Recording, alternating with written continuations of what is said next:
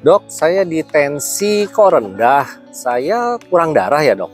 Yuk, saya jelasin bedanya di mana.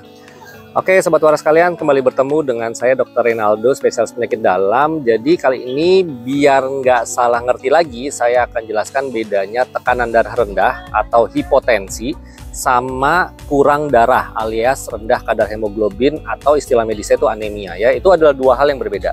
Kalau orang dilakukan pengukuran tekanan darah itu yang sering di klinik-klinik atau di rumah sakit dililitkan manset tensi terus dipompa-pompa gitu ya, itu adalah pengukuran tekanan darah. Nah, tekanan darah rendah itu sebenarnya nanti kita harus menghitung yang namanya MAP, mean arterial pressure ya. Jadi teman-teman nanti kalau dicek tekanan darah misalnya hasil tekanan darahnya 120/80. Untuk menghitung MAP itu rumusnya adalah tekanan yang atas yang 120 tadi ditambah 2 kali tekanan darah yang bawah yang 80 tadi dikali 2 dibagi 3. Jadi kalau 120/80 tekanan darahnya, maka mean arterial pressure-nya adalah 120 ditambah 80 kali 2, 160, berarti 280 dibagi 3. Nah, berarti MAP-nya itu lebih dari apa tuh?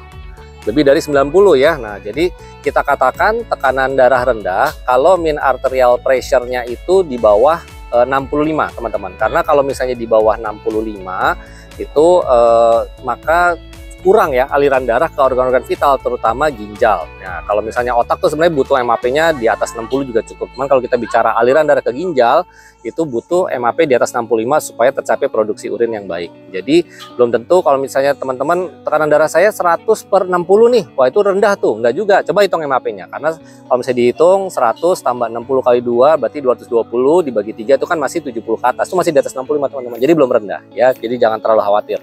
Nah, kalau anemia, kondisi kurangnya kadar hemoglobin darah itu definisinya harus dicek dari pemeriksaan laboratorium ya.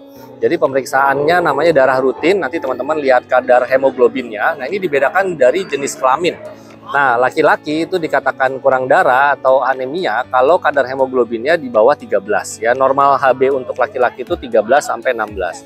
Nah, kalau untuk wanita nanti dibedakan lagi nih, wanitanya hamil atau tidak hamil. Kalau wanitanya tidak hamil, wanita biasa, dewasa, muda ataupun sampai tua gitu ya, itu dikatakan kurang darah kalau HB-nya di bawah 12 ya. Normal hemoglobin wanita itu 12 sampai 15. Nah, kalau perempuan hamil memang karena adanya cairan tubuh yang meningkat terjadi pengenceran di pembuluh darahnya, makanya dikatakan kurang darah kalau HB-nya di bawah 11 ya. Jadi kalau misalnya perempuan hamil HB-nya 11,5 itu tidak kurang darah karena dikatakan anemia kalau di bawah 11. Jadi itu mesti dibedakan ya teman-teman, jangan lagi dilakukan pengukuran tekanan darah terus teman-teman merasa kurang darah terus akhirnya beli vitamin penambah darah yang di luar sana. Contohnya ya mereknya yang terkenal misalnya Hemaviton atau Sangobion gitu ya.